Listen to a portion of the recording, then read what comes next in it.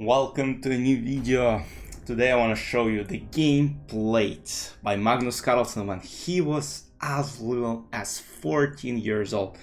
He became a champ at 13 and at that time his rating was 2581. I'm not sure what the tournament this was. He was playing against another jam, Sipke Ernst, and they have Karukan on the board.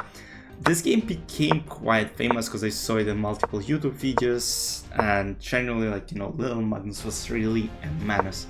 So knight f3, knight is jump into e5, hitting the bishop on g6, as now this pawn has moved to h6. So black tried to remove this opportunity from white. White play h5, bishop h7, bishop d3, trying to trade bishops off the board, takes, e6, bishop f4, quite common.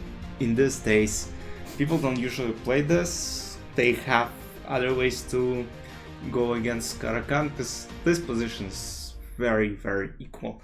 Still, it's being played over the board, but not as often as it was back then.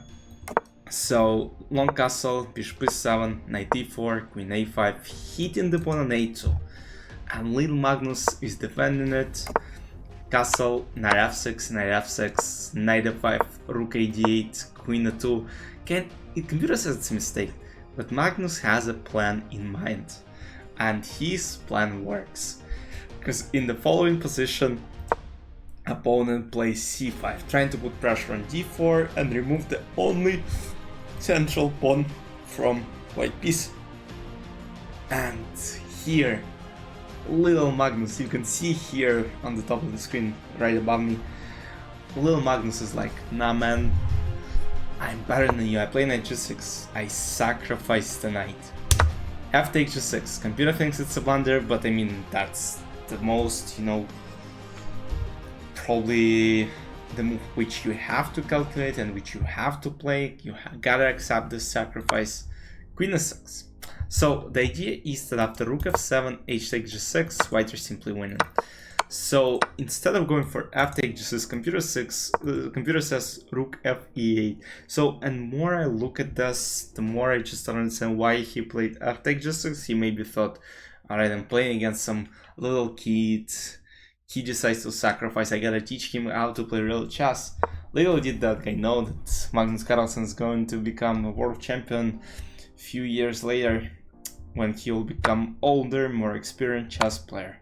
Queen a6, king h8 is played. So now rook f7, as we analyze h takes g6 ends the game. King h8, h takes g6. Now the idea is to go for another sacrifice, and here of course queen a7 looks like an obvious move, and that's probably what he calculated. He calculated queen a7. He was like, I'm playing knight e5 and this little bozo should probably resign, but Magnus plays h takes g6. Little Magnus at that time, he had this little things, like he fails the game. So knight g8 is played, of course, terrible move, and now bishop h6. Another brilliant move from Magnus freaking Carlsen. So the idea is simple. Let's say knight h6 is played, there is rook h6, g takes h6, queen a7, and unfortunately for black pieces, queen h7 comes with the checkmate, and there is little black can do about it. So, but the same thing happens even after g takes h6. So g takes h6 walks into the same thing, because rook h6 is now coming. Once again, king g7, rook h7 is a checkmate, ends the game.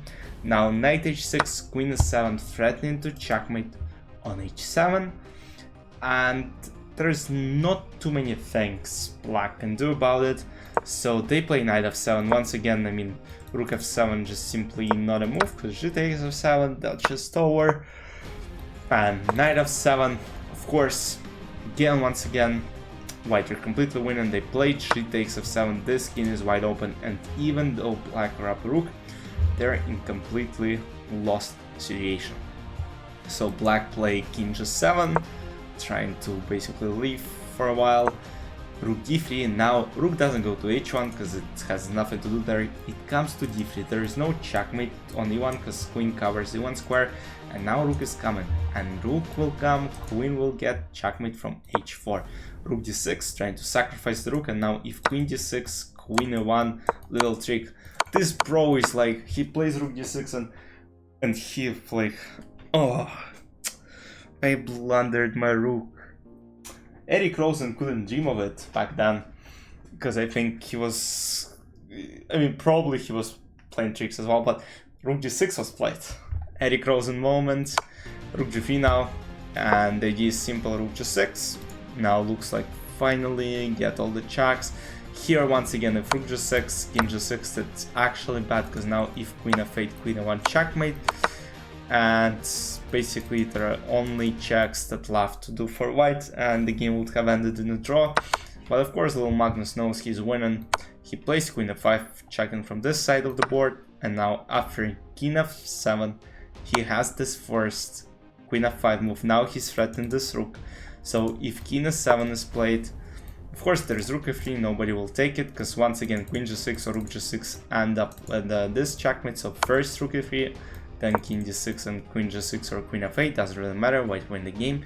But instead rook f6 was played, is a final mistake, because it allows white a checkmate in one move, and Magnus checkmate his opponent by playing queen d7. Checkmate. Yeah, that's how world champion played when he was 13 years old in 2004. It was 20 years ago. He is no longer world champion. We have a new world championship match. New world champion, new world championship match in November, December between Dean and Gukash. And probably I'll create a series of videos showing Dean's history and his best games, showing Gukash's history, the youngest guy. Probably might be the youngest world chess champion in the history of chess. We'll see. For now, hope you enjoyed, guys.